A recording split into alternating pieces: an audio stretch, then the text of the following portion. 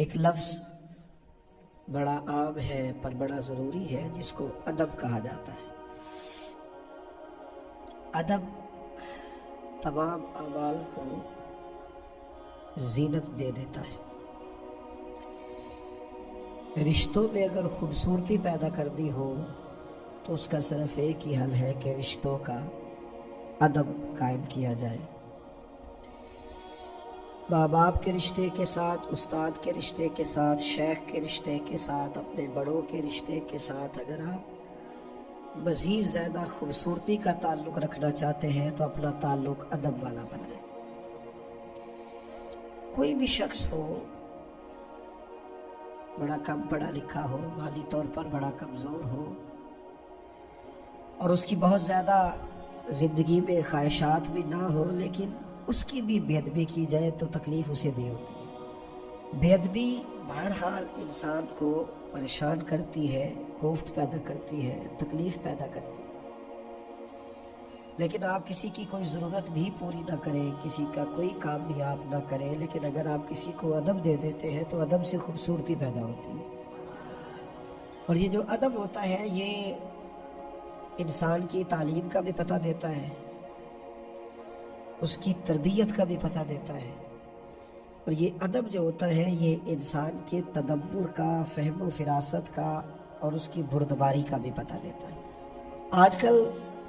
بڑی تیزی سے ہم یہ دیکھتے ہیں کہ معاشرے کے اندر گفتگو کرنے کا رواج پیدا ہوا ہے۔ سوشل میڈیا ایک ایسا ذریعہ بنا جس کی وجہ سے لوگ اپنی گفتگو، اپنی بات بہت سارے لوگوں تک پہنچانے میں کامیاب ہو جاتے ہیں اور تھوڑے وقت میں زیادہ لوگوں تک بات پہنچ جاتی ہے۔ لیکن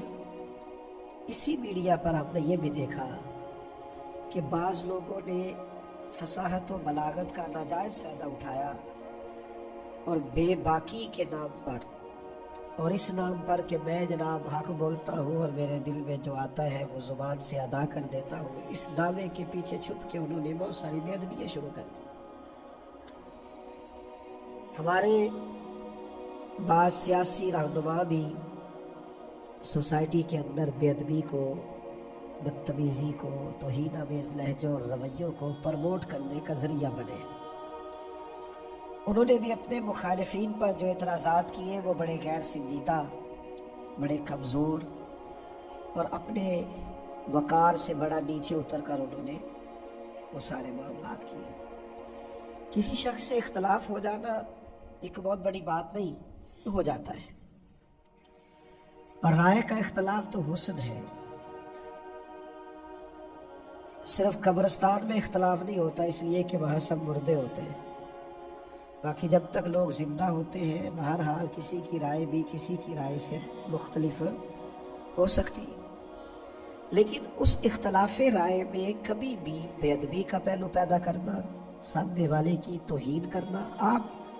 بڑی مضبوط دلیل کے ساتھ اپنا معافی ضمیر بیان کریں، اپنی رائے بیان کریں، اور اپنی رائے پر جو آپ دلائل رکھتے ہیں وہ دلائل آپ بیان کریں،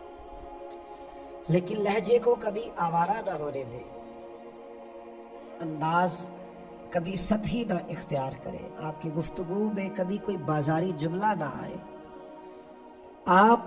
بے شک اپنے شدید مخالف کے ساتھ بھی گفتگو کریں، لیکن اس وقت بھی آپ کے مزاج کی شائستگی اور آپ کی طبیعت کا ادب اور آپ نے جو اپنے بزرگوں سے فیض اور تربیت پائی ہے وہ چھلکتی ہوئی دکھائی